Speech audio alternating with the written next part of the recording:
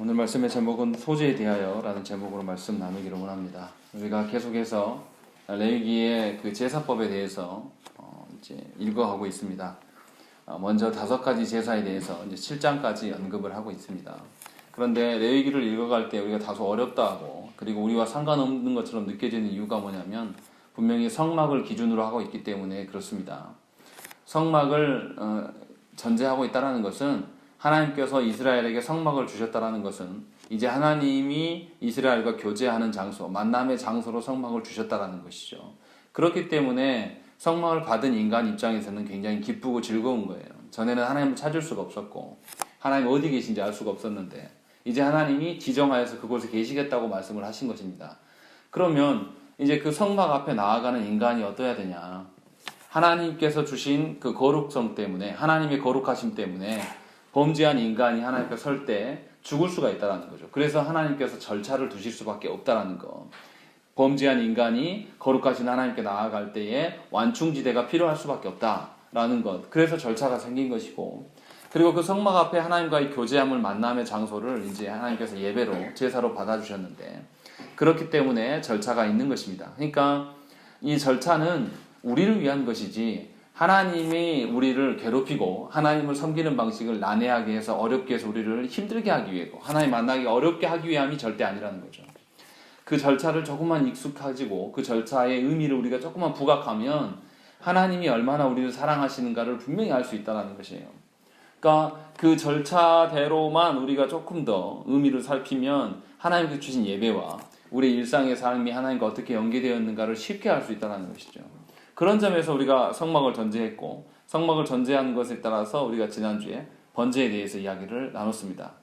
근데 번제도 분명하게 하나님께 태워드리는 제사, 온전히 하나님께서 기쁨에 받을 제사인데, 이 번제도 뭐라고 그랬냐면, 하나님께 그냥 번제 자체로서의 제사를 드릴 수도 있지만, 번제가 다른 제사와 다른 제사로 나아가는 기본적인, 타락한 인간이 하나님께 뭔가를 나아갈 때 가장 기초적인 죄의 어떤 문제들을 해결하는, 원죄에 대한 문제를 해결하는 그 제사로서의 번제가 존재하는 것이고, 그래서 번제가 감사제로서 그 자체로서의 번제로 드릴 수도 있지만, 다른 제사를 기반으로 하기 위한, 그래서 아침과 저녁에 드리는 번제로서 드려지는 그런 형태가 있었다라고 이제 말씀을 나눴습니다. 그런데 거기서 하나님께서 짐승을 5가지로 받으신다고 말씀드렸습니다. 소와, 또 아니면 양이나 염소, 또 아니면 집비둘기나 산비둘기, 이런 방식으로. 이 방식이 뭡니까? 자기가 키우고 자기가 수고하고 애쓴, 흠없고 이런 것들을 하나님께 가서 바쳐라. 그러니까 자신의 일상에서의 노력과 수고가 전제된 것, 그 예물을 가지고 하나님께 나오라는 거죠. 그러니까 하나님께 제사 드림의 전제는 뭐냐면, 이 예배 시간만이 아니라 이 예배 시간 이후에 우리 일상의 삶의 시간들이 하나님께 드려질 것들을 고민하면서 우리의 수고하고 땀 흘린 그 흔적들을 가지고 나와서 하나님께 예배하는 거예요. 여기서 땀 흘리고 수고한다라는 것을 오해하시면 안 됩니다. 세상에 돈 벌고 뭔가 재화를 누린다, 이런 개념보다는 하나님이 주신 말씀대로 내가 일상에서 살았는가, 그것을 기준으로 해서 하나님께 예배로 나오는 거예요. 그것이 전제된 사람이 하나님께 예배로 나올 수 있다는 거죠. 이제 그것이 번제의 간략한 내용입니다. 그리 복잡하지는 않습니다. 처음이라 익숙치 않으셔서 그러는 것뿐이고, 이제 소제에 대한, 2장의 소제에 대한 이야기가 나오는데요. 소제는 더 간단합니다. 소제는 짐승을 바치는 제사가 아니에요. 곡물을 바치는 제사예요. 근데 곡물을 어떻게 바치는 거냐면 가루 내서 바치는 거예요. 그런데 곡물을 가루 낼 때에 요리를 해서 드리느냐, 아니면 곡물 그대로 드리느냐, 이런 방식으로 이제 나눠서 설명할 수가 있습니다. 그러니까 소제의 특징은 생명을 앗아가거나 피가 없는 제사예요. 생명을 앗아간다든지 피를 뿌린다, 이런 제사가 아닙니다. 그냥 곡식으로 드려지기 때문에.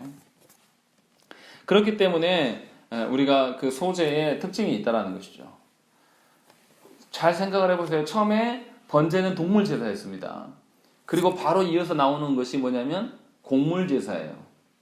그러면 우리가 창세기로 다시 돌아가면 제사 때문에 하나님께 죽은 자가 있습니다. 그건 누굽니까? 하나님 제사를 안 받으셔가지고 화나서 동생을 죽여버리죠. 가인과 아벨입니다. 하나님께서 가인과 아벨의 제사를 안 받으신 이유가 무엇이라고 말할 수 있겠습니까? 무엇이라고 말하면 안 됩니까? 아벨은 짐승을 바치고 가인은 곡물을 바쳐서 하나님 안 받으셨다 이렇게 말할 수가 없다라는 거예요. 왜냐하면 제사 제도에 곡물 바치는 제사가 있어요. 그러니까 곡물 바쳐도 상관없는 겁니다. 그러니까 하나님께 가인과 아벨의 제사를 안 받으신 이유가 그의 마음 상태, 그의 중심이 중요한 것이지 하나님이 고기를 더 좋아해서 아벨과 받아줬다 이렇게 말하는 것은 말이 안 되는 거예요. 그러면 레위기가 없어져야 되죠. 2장이 없어져야 되죠. 그런데도 불구하고 두 번째로 나오는 것이죠. 그렇기 때문에 곡물 제사에 대한 것들을 이제 오늘 우리가 볼 수가 있습니다. 그런데 우리가 먼저 생각해야 될 것이 왜 하나님께서 짐승을 언급하고 난 다음에 곡물 이야기를 할까? 이제 이 부분이에요. 근데 곡물을 바칠 때 이제 어느 정도 10분의 1 예반을 바치라고 이야기를 합니다. 10분의 1 예반은 한 2.2리터 정도 됩니다. 그래서 가격으로 따지면 비둘기 값보다 더 싸대요, 그게. 제가 무슨 말을 하려고 하는 거냐면 앞에서 언급했던 하나님께 드리는 제사, 번제로 못 드리는 사람이 생겨요. 비둘기 값도 치를 수 없는 사람이. 그때 소제로 나아올 수 있도록 하나님 길을 여신 거예요. 그러니까 극빈자들, 도저히 짐승으로 하나님께 드릴 수 없는 자들을 위해서 대안적으로 하나님께서 농산물을 통해서 하나님께 드려라 라는 방식으로 준 것이 소제입니다. 그러니까 하나님께서 우리의 형편과 상황에 대해서 단계를 아주 많이 설정해 주신 거죠. 단계를 많이 설정해 주셨다는 것은 우리를 그만큼 잘 알고 우리의 형편에 대해서 잘 이해하신다는 것이죠. 그래서 하나님께서 이 제사의 방편을 여러 개 주신 것은 누구에게의 은혜입니까? 바로 저와 여러분들에게 은혜예요. 단계를 복잡하게 해서 우리를 힘들게 하려고 하심이 절대 아니라는 거죠. 하나님 우리를 사랑하셔서 이런 것들을 주셨다라고 이제 이해할 수가 있다라는 것이죠. 그래서 이제 그 소제를 생각할 때 한 두 종류로 먼저 크게 분류를 나눠야 돼요. 왜 그러냐면 소제 자체로서의 제사를 드릴 때가 있고 다른 번제로 나아갈 때에 전제되어지는 제사로 드릴 때가 있어요. 그러니까 다른 제사와 함께 기본적으로 세팅되는 제사, 번제처럼 이 양쪽으로 다 쓰인단 말이에요, 소제가. 소제 자체만으로 하나님께 감사해서 소제를 드릴 수 있는 그런 제사가 그렇게 드려도 되고 아니면 화목제와 번제와 함께 무엇인가 다른 제사 드리기 위해서 기본 전제된 제사로서 소제가 이제 사용됐다라는 것이죠. 그러니까 이 방식이 두 가지예요. 번제도 마찬가지였죠. 이제 그렇다라는 것을 먼저 우리가 생각을 해야 됩니다. 그래서 하나님께서 분명하게 소제도 받으시면서 거룩한 제사다라고 이야기를 이제 인정을 하십니다. 3절 말씀을 한번 읽어보실까요? 읽겠습니다. 시작. 그 소제물에 남은 것은 아론과 그의 자손에게 돌릴지니 이는 여호와의 화제물 중에 지극히 거룩한 것이니라. 예, 태우는 제물 중에서 거룩한 것이다라고 이야기해요. 그러니까 앞에서 언급했던 번제의 그 제물들, 번제 제물들도 거룩한 것이지만 이 또한 지극히 거룩한 것이다. 그냥 거룩한 것이 아니라 거룩하다. 이 말은 뭐냐면 짐승 제사 지내는 사람들이 더 우월하고 곡물 제사 지내는 그 사람들이 더 이렇게 미천하다 이런 뜻이 아니에요. 하나님 보실 때 동등하다. 지금 그 이야기를 설명해 주고 있는 거예요. 그러니까 저 여러분들이 하나님께 어떻게 많은 것을 드리냐 이게 중요한 게 아니라 우리가 어떤 마음으로 어떻게 세상과 구별되어서 하나님께 드려지느냐, 세상의 방식대로의 삶이 아니라 하나님께서 허락하신 방식대로 내가 일상을 살고 살아온 그 수고와 노력을 가지고 하나님께 나오느냐 이게 중요하다라는 거죠. 그러니까 하나님께 얼마 드림이 그 얼마 드림보다 어떻게 살아가는가가 훨씬 중요하다는 거예요. 일상에서는 하나님 없이 세상의 방식대로 내 마음대로 돈 버는 일에 열심히 하고 살다가 딱 주일이 닥치면 내내 주일 아침까지도 11시 예배 직전까지도 난 더 쉬어야 돼. 나는 일주일 동안 너무 일을 열심히 했으니까 더 많이 자야 돼 하면서 그런 방식으로 하나님께 나오는 것이냐, 아니면 일상에서 하나님께서 부르실 예배의 날을 우리가 생각하면서 말씀대로 살려고 막 노력하다가 우리가 말씀대로 살려고 산다고 해서 사라집니까? 하나님 은혜 주시지 않으면 살 수가 없어요. 그것을 경험하면서 야, 내가 이 하나님께 하나 결단하고 하나 이렇게 순종하는 것이 이렇게 어렵구나 라는 것을 계속 땀 흘리면서 수고하고 온 그 사람이 하나님께 예배하는 건 완전 다른 것이죠. 그러니까 그것을 이야기하고 있는 겁니다. 하나님이 뭘 없어서 뭔가를 뭐 받기를 원하신다 이런 개념이 아니고 분명하게 우리가 세상과 구별돼야 될 것들, 번제 또한 그랬지만 소제 역시도 마찬가지라는 것이죠. 그래서 이 소제도 분명하게 번제와 동등한 취급을 받았고 그런 방식으로 우리가 보셔야 된다는 것이죠. 뭔가 번제만 더 크고 어떠한 것이다 라는 게 아니라 소제도 분명하게 이제 읽어보시면 알지만 태웁니다. 태우는 제사라는 것이죠. 그리고 또 하나님께서 번제처럼 또 화목제처럼 하나님께서 충분히 기뻐 받으시는 거예요. 2절 말씀 우리 한번 읽겠습니다. 2절 읽겠습니다. 시작. 아론의 자손 제사장들에게로 가져갈 것이요 제사장은 그 고운 가루 한 움큼과 기름과 그 모든 유향을 가져다가 기념물로 제단 위에서 불사를 지니 이는 화제라 여호와께 향기로운 냄새니라. 예, 2절에도 보면 이는 화제라 여호와께 향기로운 냄새니라 이렇게 되어 있어요. 이거 앞에서 번제 드릴 때도 계속 반복됐던 이야기죠. 또 9절에도 나옵니다. 9절에도 보면 끝에 이는 화제라 여호와께 향기로운 냄새니라 라고 되어 있어요. 그러니까 하나님께서 번제가 됐든 소제가 됐든 그 마음 중심을 향해서 바치는 그 제물은 하나님 다 받으신다라는 거예요. 근데 그것이 아니고 아무리 숫소, 좋은 크고 비싼 소를 하나님께 드려도 그의 일상이 하나님께 중심이 받쳐지지 않는 사람의 그것은 받지 않으십니다. 오히려 거짓으로 드린 자는 하나님께 죽임을 당합니다. 그 방식을 우리가 아셔야 된다는 거죠. 이제 그럼 이렇게 말할 수도 있어요. 그러면 나는 하나님 말씀대로만 살고 내가 돈이 중요하니까 난 조금만 드리려한다. 이거는 뭐 더 설명할 필요가 없는 거죠. 마음 중심을 하나님께 드리는 자가 하나님과 돈 중에서 무엇을 고르라 하면은 뭘 고르겠습니까? 이거는 뭐 해보나마 하는 이야기죠.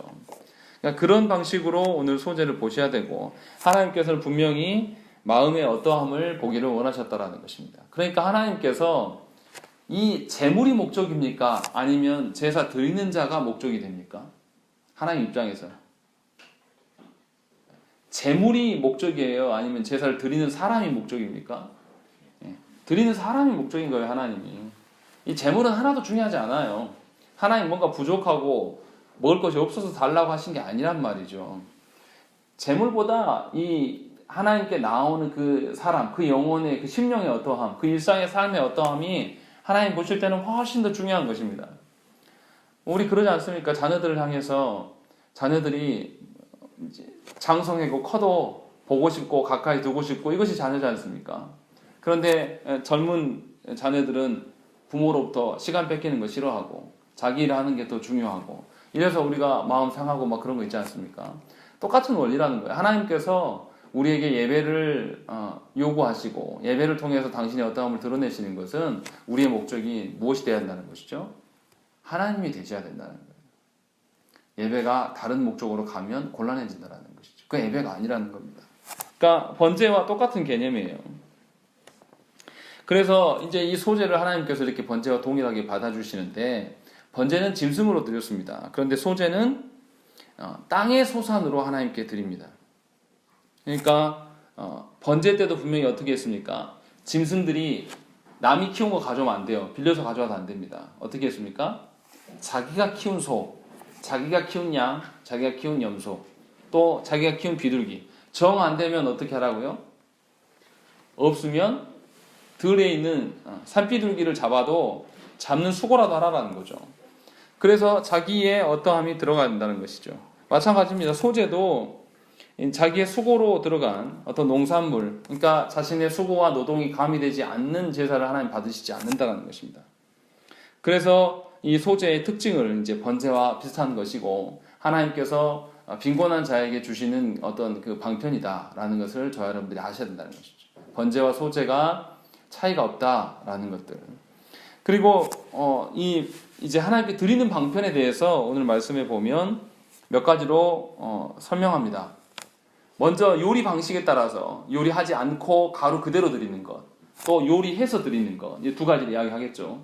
그리고 땅의 소산을 드리니까 어떻게 합니까? 우리 땅에서 제일 처음 나올 때 드리는 또 제사, 이것을 소제로 받으십니다, 하나님이.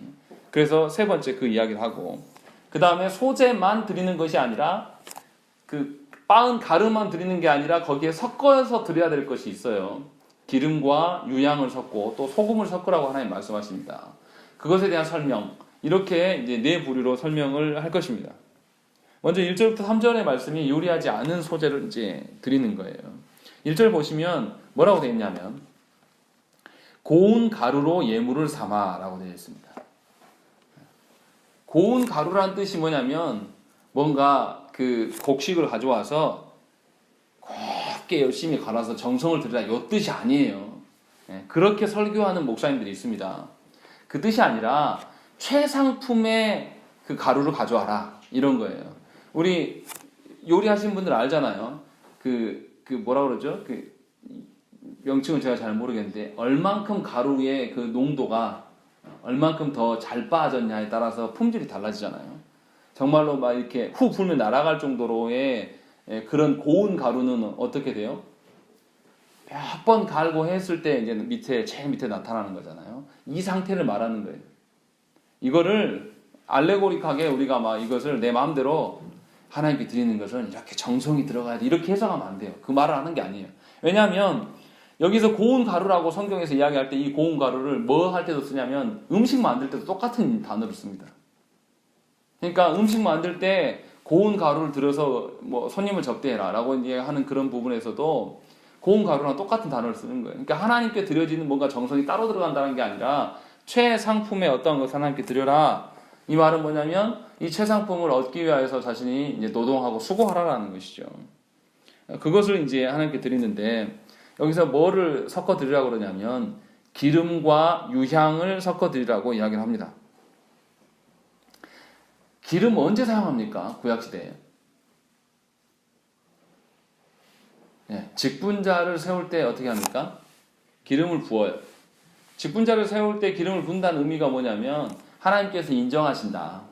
그리고 하나님께서 인정하시기 때문에 그 기름 부은 자는 기쁨이고 감사하고 충성이 들어가는 거죠.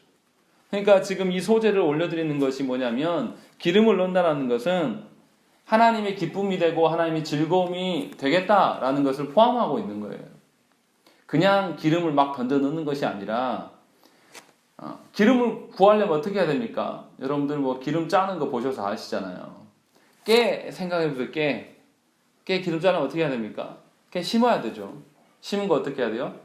와서 또 털어야 돼요. 도리깨질 해가지고 털어야 돼요. 그리고 또 털어간 것 중에서 어떻게 해요? 이물질 없게 하려고 어떻게 해요? 채로 쳐야 되고. 그래서 온전한 깨만 모아지면 그거 어떻게 해요? 이제 그걸 짜는 거죠. 얼마나 손이 많이 갑니까? 기름을 내려면. 이 올리브유 내는 것도 마찬가지로 손이 많이 가는 작업이에요. 그런데 이렇게 하나님께 드려지기 위해서 자신의 일상에 에너지와 어떤 노동력을 많이 소비하고 하나님께 기쁨으로 나아가는 그 상태를 말하는 것이 기름입니다. 그러니까 내가 하나님의 기쁨이 되고 즐거움이 되겠다. 또 하나님 주신 어떤 그 언약적인 은혜 가운데 살겠노라라고 다짐하며 나아가는 것이 기름이라는 것이죠. 그러니까 기름 부음을 받는다라는 것은 뭐냐면 하나님과 교통하고 교제하며 하나님의 도구로서 내가 살겠다라는 뜻을 약속하는 겁니다. 그러니까 소재를 드릴 때 소재 가루만 드리는 게 아니라 거기다가 기름을 함께 섞어 드린다라는 것은 뭐냐면 내가 하나님 기쁨이 되겠노라라고 다짐하면서 하나님께 드려지는 것이죠. 이 의미가 이제 포함되어 있어요. 그리고 여기 보면 1절 끝부분에 보면 기름을 붓고 또 그 위에 유향을 놓아라고 되어 있습니다. 여기서 유향은 뭐냐면 그 나무의 송진을 말한대요. 송진 얼마나 얻어집니까? 한 나무에서 한 나무 있으면 막 송진이 막 한 바퀴씩 나옵니까? 아니죠. 굉장히 귀하죠. 근데 뭐 우리가 아는 소나무 송진 이런 거 말고요. 좀 좋은 나무 송진은 태우면 향이 난대요. 그러니까 뭐냐면 그 사람의 삶의 어떤 그 엑기스, 그 하나님께 향기롭게 하나님께 충분히 그리스도의 향기를 드러낼 수 있는 어떤 삶을 이야기를 하는 것입니다. 이런 방식으로 소재에 첨가물을 넣어서 하나님께 드려라 라고 이야기를 하고 있어요. 음식을 하지 않는 것에 대해서. 근데 이제 재밌는 게 뭐냐면 2절 말씀 보시면 뭐라고 되어 있냐면 제사장은 그 고운 가루 한 움큼과 기름과 그 모든 유향을 가져다가 기념물로 제단 위에서 불사를 지니 이는 화제라 여호와께 향기로운 냄새니라 라고 되어 있습니다. 그리고 3절에 그 소재물에 남은 것은 아론과 그의 자손에게 돌릴지니라고 되어 있어요. 그러니까 소재물 중에서 어떻게 하죠? 다 태우는 게 아니에요. 소재물을 가져오면 그 중에 한 움큼만, 그리고 기름 전부와 유향 전부를 갖다가 하나님께 불태웁니다. 그리고 많이 남은 양은 뭐 하는 거죠? 제사장한테 주라는 것이죠. 제사장에게 주어요. 그러면 이 제사장은 누구한테 받은 겁니까? 네. 착각하시면 안 돼요. 성도에게 받은 것처럼 설명하면 안 됩니다. 성도는 하나님께 드린 것이고 하나님께 소재물로 올려드린 거예요. 끝난 거예요.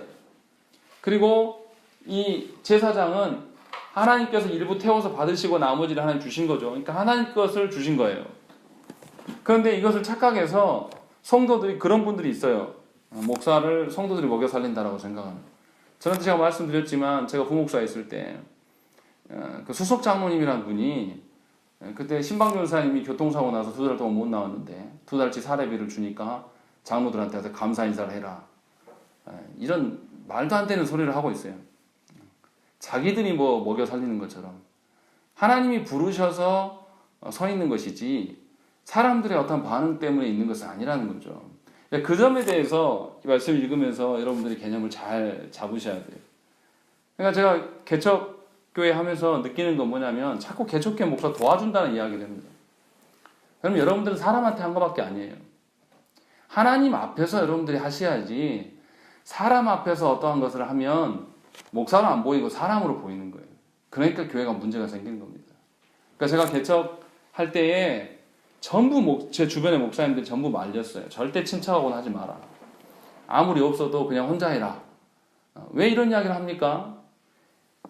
성도들이 하나님 앞에서 신앙생활 하는 것인지 사람 앞에서 하는 것을 분간을 못해요. 분리하면 어쩔 때는 목사였다가 어쩔 때는 친척 관계로 바라보고 인간적인 어떤 관계로 바라보고 친척 아닌 분들도 마찬가지예요. 목사와 나와 관계가 어떠냐에 따라서 말씀을 듣고 안 듣고 이렇게 하면 곤란하다는 것이죠. 분명하게 오늘 말씀에 있는 것처럼 예배자는 하나님께 한 거고 하나님은 그의 직분자들을 돌보신다는 이런 개념으로 오늘 말씀을 봐야 된다는 거예요. 그게 아니고 성도들이 먹여 살리는 것처럼. 그러니까 굉장히 서로 오해가 되면 서로한테 잘 보여야 한다고 생각하는 그런 관념들을 갖게 되는 것입니다. 목사는 자신이 하나님의 그 말씀을 대언하고 성도들에게 복을 빌어주는 존재라고 생각하게 되면 자신이 군림하려 들고 성도는 자신이 헌금한 것으로 목사의 그 생활비가 나간다. 이런 개념으로 보게 되니까 자기들이 주인 노릇 하려고 하는 것입니다. 그래서 교회가 뭘로 싸운지 아십니까? 하나님이 계시는데 재정 가지고 싸우고 있어요. 재정 가지고 싸우는 인간들은요, 하나님 앞에서 안 살았다는 증거예요. 그러니까 신앙생활 하면서 하나님 앞에서 해나가야 되지. 보세요. 여기 나와서 소재를 드리면서 내가 오늘 갖고 왔으니 하나님 일부 태워드리고 제사장님 내 거 잘 드십시오. 이렇게 하고 가면 하나님이 그 사람 살려두겠습니까? 중심을 보시는 하나님이신데 신약시대엔 우리들은 살아요. 그러나 마지막에 심판 때 하나님 다 계산하실 것입니다. 그러니까 신앙생활 해나갈 때에 사람 앞에서 하는 게 아니에요. 착각하지 말라라는 것입니다. 분명히 하나님께서 이 제도를 만들어 놓으셨고 목사도 사람들한테 구걸하려고 목회하는 게 아니에요. 하나님이 먹이고 입히신다라는 개념을 가져야 됩니다. 그래야지 개척교회 목사라고 아무나 이단까지도 싹 받아들이면서 구걸하게 되면 교회가 정체성이 있겠습니까? 없겠습니까? 없어요. 그러니까 성도들한테 우리 교회에 목양받기 위한 온 성도들은 받을 수 있지만 아무리 우리가 사람이 없어도 모양받지 않고 다른 목적으로 오는 사람을 무조건 때려 앉히라는 이런 소리를 하면 안 됩니다. 반성하셔야 돼요. 그거는 하나님 앞에서 신앙생활 자체를 모르시는 것을 스스로 인정하는 것밖에 되지 않습니다. 하나님 앞에서 신앙생활 하는 것이고 목양의 관계로 저와 여러분들은 서 있는 거예요. 인간적인 어떤 혈육의 관계 이 땅에서 끝납니다. 저 하나님 나라 가서는 다 그리스도의 지체로 만날 거예요. 그때 가서도 뭐 인척관계고 어떤 사람 관계일 수가 없다라는 것이죠.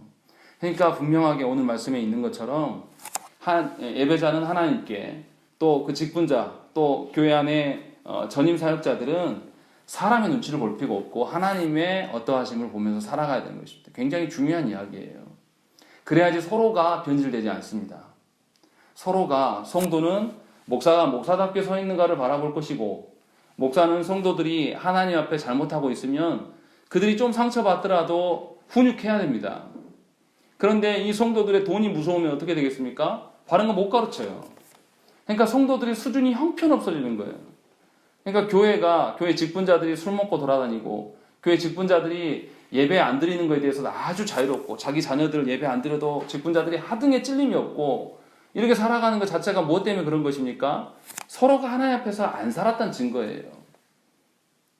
굉장히 심각한 거죠. 한국교회에 그런 성도들이 얼마나 넘쳐납니까?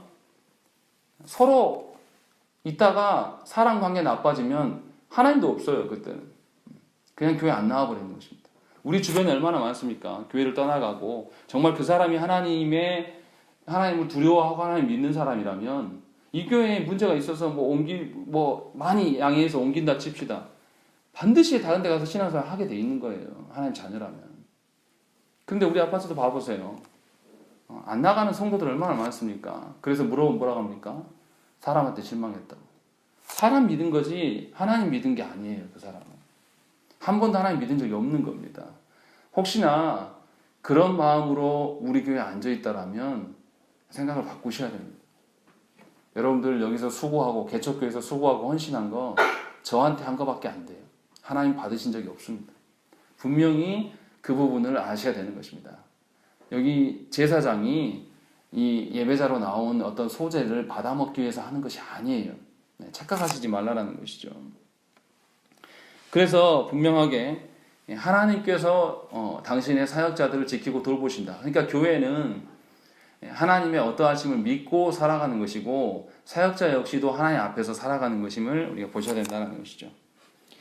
그래서 여기 3절에서 아까 언급한 것처럼 하나님께서 뭐라고 합니까? 여호와의 화제물 중에 지극히 거룩한 것이다. 이 표현은 소제만 이야기하지 않고 속죄제와 속건제에서도 이야기를 합니다. 속죄제와 속건제가 뭡니까? 뭔가 하나님 앞에 잘못 행한 것에 대해서 변상하고 회개하는 제사예요. 그런데 그 제사에서도 하나님께서 똑같이 인정해 드린다는 거죠. 그러니까 소제의 어떠한 것도 일부는 하나님께서 받으시고 일부는 제사장에게 갔지만 다 하나님께서 받으신 것이고 그 사람의 죄악의 어떠한 것들에 대해서 용서하시고 하나님의 거룩함으로 인정해 주신다. 그런 개념으로 이제 볼 수가 있다는 것이죠. 그리고 이제 특별한 뒤에 또 나오지만 제사장이 소제를 드릴 때가 있습니다. 그때는 달라요.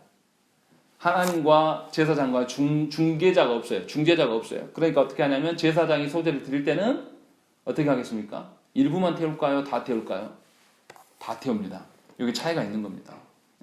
분명히 하나님께서 이렇게 하신다라는 것을 이제 저 여러분들이 아셔야 된다는 것이죠. 그래서 이 소제가 유대인들의 그 기록에 전승에 보면 뭐라고 되어 있냐면 그 기도드리는 시간, 유대인들이 3번 기도하는 시간이 있습니다. 그때 마지막 시간이 9시예요. 우리 시간으로 하면 오후 3시입니다. 그 오후 3시 때에 이 소제를 불에 태워서 올려드렸대요. 그리고 그 소제를 가져온 유대인들은 이스라엘 백성들 어디에 있냐면 이제 뜰에서 기다리고 있는 거죠. 그러면서 뭐 하냐면 기도했습니다. 하나님께 오늘 하루를 지켜주심에 대한 기도를 하고 하나님께 기도를 올려드렸어요. 그래서 소제에는 어떤 게 뭐냐면 우리의 기도를 하나님께 태워드린다라는 그런 개념을 갖고 있습니다. 그러니까 기도할 때 소제에 대한 언급들이 이제 자꾸 나와요. 그러니까 이 말은 또 확대해서 이야기하면 어떻습니까? 우리가 뭘 먹고 살아가죠? 늘 고기 먹고 살아갑니까?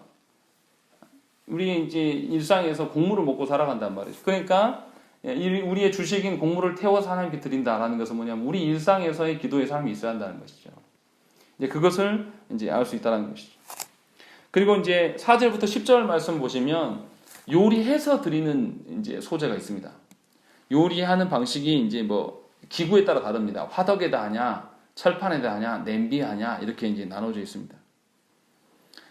그런데 이제 화덕과 철판은 어떻게 했습니까? 당시는 청동기 시대 이전일 수 있어요. 근데 화덕이나 철판을 했다는 것은 가난한 사람이 합니까? 부자가 합니까? 여러분들 집에 화덕이 있으신가요? 화덕 하나 지으려면요, 일단 집이 엄청 커야 되고, 또 화덕을 하려면 어떻게 해야 돼요? 그 재료가, 불로 태워야 될 불 재료가 많아야 돼요. 그럴 때 화덕 이제 합니다. 우리 피자 기계로 만드는 그런 피자 말고요. 화덕 있는 피자집 가면 쌉니까 비쌉니까? 비싸잖아요. 요즘도 화덕은 비싸지 않습니까? 하나님께서 요리하는 방식도 이렇게 구분을 지어놨어요. 화덕으로 할 거냐 아니면 철판으로. 당시에 철판이면 비싼 거죠. 없는 시대니까. 그리고 안 되면 냄비로. 누가 제일 가난할까요? 네, 냄비로 드리는 것들. 그러니까 어떤 방식으로든지, 그러니까 부한 자나 약한 자나 다 드릴 수 있도록 하나님께서 여러 가지 방편을 열어놓으셨음을 저와 여러분들이 봐야 되는 것이고, 여기에 보시면 뭐 하라고 그러냐면 4절 말씀을 한번 읽겠습니다. 시작. 내가 화덕에 구운 것으로 수제의 예물을 드리려거든 고운 가루에 기름을 섞어 만든 무교병이나 기름을 바른 무교 전병을 드릴 것이요. 예, 여기 보면 무교병이 나옵니다. 무교병이 어떤 겁니까? 무교병 언제 먹었습니까?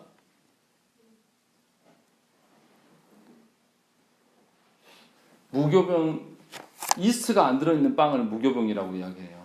그걸 누룩이라고 이야기하잖아요. 근데 누룩빵 만들려면 어떻게 해야 됩니까? 그냥 반죽하자마자 바로 그렇게 찌면 되나요? 아니죠. 이스트 들어간 빵 어떻게 합니까? 반죽해놓고 어떻게 해요? 숙성하는 시간을 가져요. 반죽해놓고 숙성시켜야 됩니다. 그래야지 누룩 역할을 해요. 그리고 나서 이제 빵을 굽습니다. 그러면 뭐가 더 오래 걸립니까? 무교병입니까? 유교병입니까? 네, 유교병이 훨씬 더 오래 걸리는 것이죠. 그러면 하나님께서 무교병을 만들어 먹으러 할 때가 있었어요. 그때 언제입니까? 네, 6월절 때. 하나님께서 이집트에서 이스라엘 백성들을 이렇게 출애굽하실 때 하나님이 어떻게 신발 다 신고 옷을 입고 다 갈 준비하고 먹으라고 그랬죠. 하나님이 가라 하면 바로 갈 수 있도록. 그러니까 뭐냐면 이 무교병을 먹이라고 하는 것은 이 사람들이 이 무교병을 만들어서 하나님께 나오라는 것은 그 하나님의 구원을 기억하고 하나님께 나오라는 것이죠. 그 하나님께 구원하심이 있었기 때문에 이제 그것을 기념하라는 거예요. 그리고 11절에 보면 뭐라고 되어 있냐면 너희가 여호와께 드리는 모든 소제물에는 누룩을 넣지 말지니 너희가 누룩이나 꿀을 여호와께 화제로 드려 사르지 못할지니라 라고 되어 있습니다. 분명히 누룩이나 꿀을 넣지 말라라고 이야기합니다. 무교병이 더 오래 갑니까? 유교병이 더 오래 갑니까?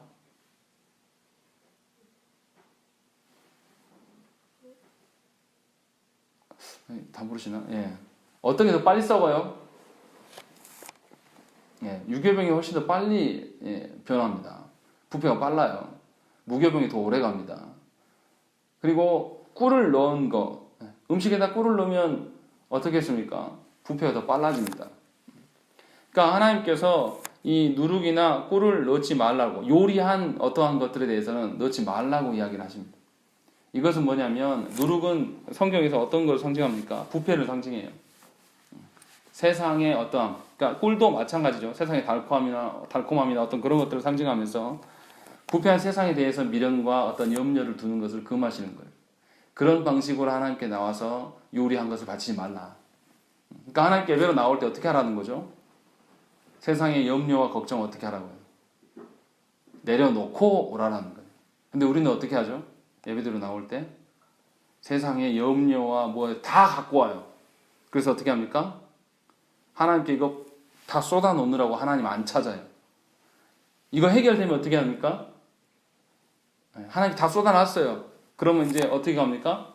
하나님과 함께 저문을 나가는 게 아니라 어떻게 나가죠? 자신만 혼자 나가요. 그래서 아주 자유롭게 살죠.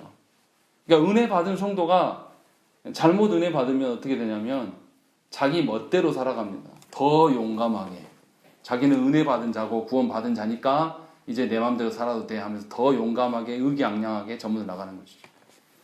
그러니까 하나님께 나올 때는 우리의 어떤 세상 염려나 어떤 그런 부패할 수 있는 모든 것들을 하나님께 미리 다 내려놓고 와야 돼요.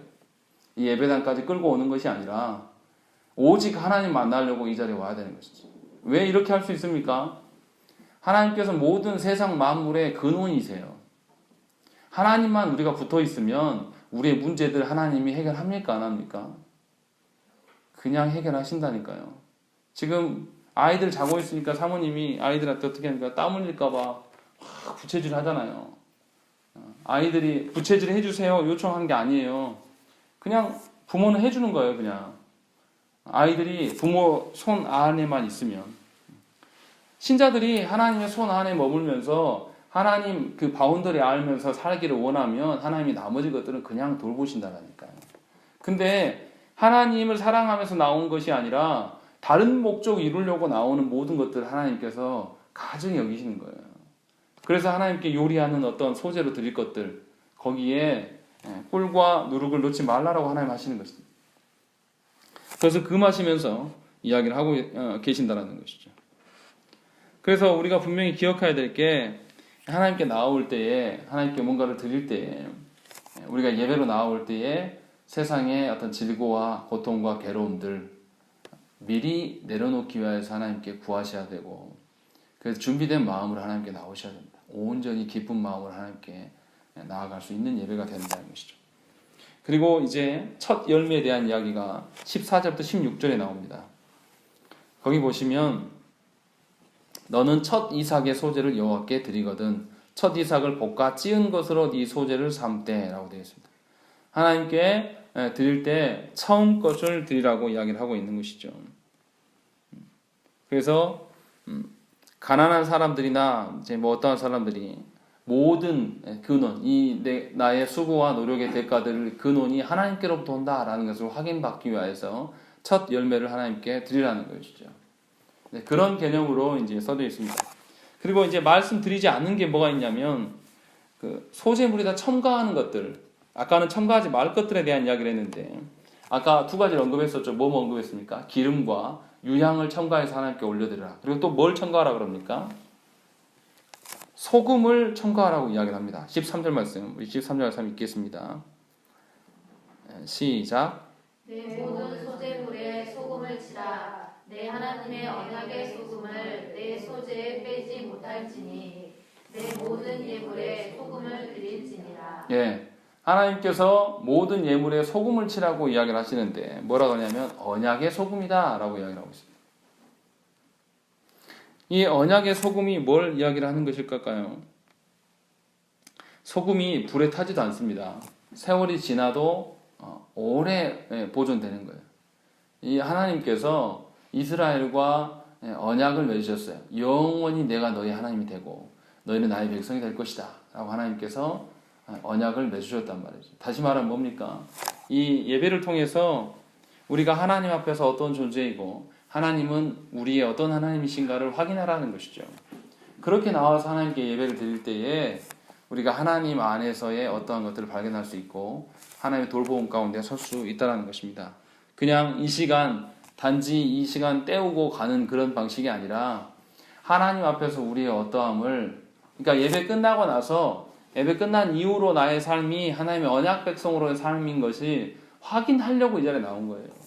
하나님의 언약을 다시 확인하고 내가 언약 백성이구나 라는 걸 확인하고 돌아가기 위해서, 그래서 하나님께 나온 것입니다. 그러니까 고대 근동에서 두 사람이 계약을 맺을 때 어떻게 하냐면 꼭 계약을 맺을 때는 계약 문서를 만들어서 보관합니다. 그리고 나서 뭐 하냐면 두 사람이 짐승을 쪼개서 그 가위를 지나가는 것도 있고, 뭐 하냐면 밥을 같이 먹어요. 밥 먹으면서 뭘 먹냐면 소금을 같이 먹습니다. 이 의미는 뭐냐면 이 언약은 영원한 것이다. 네가 나의 소금이 되고 내가 너의 소금이 될 것이다 라고 이야기하면서 이렇게 당신의 서로 양당 간의 언약의 영원성을 이야기를 합니다. 그런 의미로 하나님께서 우리에게 변질되지 말 것을, 하나님 앞에서 온전한 언약 백성 되기를 소망하시면서 하나님께서 우리에게 이 소재를 바칠 때 반드시 소금을 치라고 말씀하신다는 것이죠. 그러니까 저와 여러분들이 하나님께 예배로 나올 때에 어떤 심령으로 하나님께 나와야 되냐면 이런 거 안 돼요. 하나님, 내가 이 문제만 해결되면 하나님이 어떻게 하겠습니다. 이거는 영원한 하나님의 언약 백성이라는 뜻이 아니에요. 조건적이라는 것이죠. 하나님이 내 소원을 들어주시든지 안 주든지 상관없다니까요. 이게 중요한 게 아니고 하나님 앞에서 나는 영원한 언약 백성입니다. 이거 확인하려고 나온 거예요. 왜 그렇습니까? 왜 하나님이 나의 소원 같은 거 상관없는 것이죠? 하나님이 나를 지키고 돌보시는 그런 존재이심을 알아요. 규현이가 부모 앞에서 어떻게 합니까? 부모의 재정 상태가 어떻고 부모가 자기에 대해서 버릴 것이다 염려하며 살아갑니까? 그런 거 하등에 관계없어요. 이 아이는 기분 좋을 때도 와서 엄마한테 자랑하고 피곤하고 괴로울 때도 엄마의 무릎에 베어 눕고 더워도 엄마한테 해결하라고 이야기를 하고 늘 엄마 주위에 맴돌면서 살아가요. 그게 자녀예요. 그런 자녀가 부모의 사랑을 받고 어떠한 거라 자녀가 부모 앞에서 무슨 문제를 가지고 고민하고 근심하고 이러지 않아요. 하나님께서 우리에게 요구하신 게 바로 그런 거죠. 하나님과 우리의 사랑의 관계를 요구하시는 것이지 다른 문제를 들고 와서 부모 앞에서 다른 어떠한 것들을 이야기할 때 그것이 하나님께서 기뻐하시는 것이 아니라는 것이죠. 그것을 지금 계속 이야기를 하고 있는 겁니다. 그러니까 하나님께서 우리에게 이렇게 예배의 어떤 절차를 통해서 우리가 얼마나 영원한 하나님의 언약 백성인가를 알려주시는 것이죠. 새벽에도 계속 말씀드리지만 그렇기 때문에 우리가 순종해야 돼요. 이 순종이라는 게 뭡니까? 내가 생각했을 때 이것을 하는 것이 순종이 아니에요. 그것은 자기 고집입니다. 신앙생활 하는 분들 대부분 다 이런 식으로 순종했다라고 이야기를 합니다. 말씀 듣고 나서 자기가 결단해요. 뭔가 하나님 앞에 순종에 이게 있는데 10가지가 있는데 자기의 처지나 상황 보니까 이건 못하겠어. 하나씩 접고 할 만한 거 하나 딱 골라요. 그리고 그것을 위해서 기도하고 내가 이거 했으니까 나는 순종 다 했다. 이런 방식으로 삽니다. 아주 교만한 거예요. 근데 그런 사람들이 기도 응답 받았다고 떠벌리고 다닙니다. 근데 하나님께 앞에서 순종하는 것은 그런 게 아닙니다. 하나님 말씀 주시면 내 형편이 어떻든 내 상황이 어떻든 그냥 지키는 거예요. 그게 순종입니다. 그게 하나님의 주인됨을 인정해 드리는 거예요. 내 상황과 처지 막 가려가면서 아무리 목회자가 이렇게 하세요 해도 듣지 않고 자기 상황대로 다 정리해놓고 계산해놓고 자기가 볼 때 큰 것이 이거고 작은 것이 이거고 다 구분해 놓은 다음에 할 만한 거 하나 딱 집어가지고 하는 거 하나님 절대 받으시지 않습니다. 그 교만함과 그 고집스러움 하나님 다 아세요. 사람 눈에도 보이는데요. 그렇게 신앙생활 하지 마시라는 거예요. 하나님 절대 기뻐하지 않으시고 그렇게 신앙생활 한 사람이 하나님 앞에 한 번이라도 순종한 적이 없다라는 거예요. 사람들 눈이 무서워서 순종하는 척 한 것뿐입니다. 정말로 우리가 하나님 그러면 어떻습니까? 하나님이 우리를 지키신다라는 그런 확고한 믿음이 있으면 어떻게 하겠어요? 장래의 일을 알 필요가 있습니까? 없습니까? 알 필요 없어요. 근데 어떻게 된 일인지 교회 다니는 사람들이 누가 기도 응답 받았다고 은사했다 그러면은 거기 쫓아다니면서 물어보고 있어요. 하나님 안 믿는 거죠. 하나님 얼마나 못 믿으면 하나님이 내 앞일, 내 자녀를 어떻게 할 것인가 하고 묻고 다니는 것이죠. 그런 사람들이 교회 안에서 믿음이 있다는 소리를 듣는 이상한 교회 가운데 우리가 서 있는 것을 기억하셔야 한다는 것이죠. 그러니까 레위기의 말씀만 읽어도 말이 안 된다는 걸 금방 알 수 있어요. 하나님이 왜 소금을 치라 하시고 왜 기름과 유향을 통해서 하라고 하시는 건가? 그리고 왜 꿀을 넣지 말라고 하는가? 제가 설명 안 드렸는데 여기서 꿀은 벌꿀이 아니에요. 오해하시면 안 됩니다. 가나안 땅에 양봉업이 있었을까요? 없었을까요? 당시에 없었습니다. 그럼 여기서 꿀이 뭘까요? 가나안 땅은 굉장히 건조한 기후예요. 그래서 과실들이 나면 엄청 달아요. 그래서 이 과즙을 압축해서 만들어요. 과즙을 압축해서 만들면 뭐가 됩니까? 시럽, 잼 이런 거 됩니다. 이것을 꿀이라고 이야기합니다. 그러니까 세상에 달콤하고 향기로운 것들을 모아놓은 총집합이 꿀이에요. 그러니까 우리가 생각하는 벌꿀이 아닌 것이죠. 그러니까 세상에 어떤 포도즙 많이 마시면 어떻게 되죠? 취하잖아요. 이런 것들이 취하지 말라는 거죠. 그래서 넣지 말라고 하나님 하시는 겁니다. 그렇지 않습니까? 우리 향기로운 과일 같은 거 먹고 나면 어떻게 돼요? 벌레 끌고 빨리 썩어요. 그래서 하나님께서 이것을 다 치라고 말씀하시는 것이죠. 그러니까 오늘 말씀에서 보면 제가 막 두서없이 막 설명을 했는데 정리하면 이런 거예요. 예배로 나올 때에 우리의 마음 중심이 어디에 있느냐 이것을 먼저 살피셔야 됩니다. 하나님 아닌 것들이 있다면 여러분들은 범죄로 나온 것이지 예배로 나온 것이 아니라는 거죠. 두 번째는 하나님의 주인 되심을 인정해 드려야 될 줄 알아야 돼요. 우리가 마음대로 계획하고 어떤 우리의 노력으로 따라 살아가는 것이 아니라 이 땅에 얻어지는 모든 소산은 하나님으로부터 온 것이다. 그것이 소재의 개념이죠. 그리고 또 하나님부터 온 것이기 때문에 신자는 어떻게 살아야 되겠습니까? 늘 하나님의 은혜와 그 은혜 앞에 감사의 삶을 살아드릴 수밖에 없는 것이죠. 자신의 욕망 따라서 사는 사람은 하나님께서 지금 나에게 주신 것도 못마땅한 것이죠. 더 많은 것을 갖고 싶은 거죠. 그리고 성도가, 교회가 해야 될 것은 뭐냐면 사역자들의 필요를 채워줄 줄 알아야 돼요. 이것이 사역자들을 위한 게 그 인간 누구를 돕는 개념이 아니라고 말씀드렸습니다. 하나님의 말씀이 바로 선포될 수 있도록 협력하라는 그 뜻입니다. 사도 바울도 고린도전서에서 그 이야기를 해요. 고린도전서 9장 13절 14절에 성전의 일을 하는 이들은 성전에서 나는 것을 먹으며 제단에서 섬기는 이들은 제단에 함께 나누는 것을 너희가 알지 못하느냐. 이와 같이 주께서도 복음 전하는 자들이 복음으로 말미암아 살리라 명하셨느니라 라고 되어 있습니다. 그러니까 복음이 바르게 선포될 만큼의 어떠한 것들을 하라는 것이죠. 그 이야기를 우리 살필 수 있고 또 이 소재를 통해서 우리 일상의 우리의 모든 그 하나님 말씀대로 살아가는 그 모든 근간이 하나님과 우리의 언약 관계임을 기억하면서 사시라는 거예요. 적용하면 이런 거예요. 여러분들이 가정을 꾸리고 살아갈 때에 배우자한테 내가 누릴 수 있는 사랑이 세상의 방식의 사랑이 아니라 하나님의 언약을 확인할 수 있는 사랑을 확인하라는 거예요.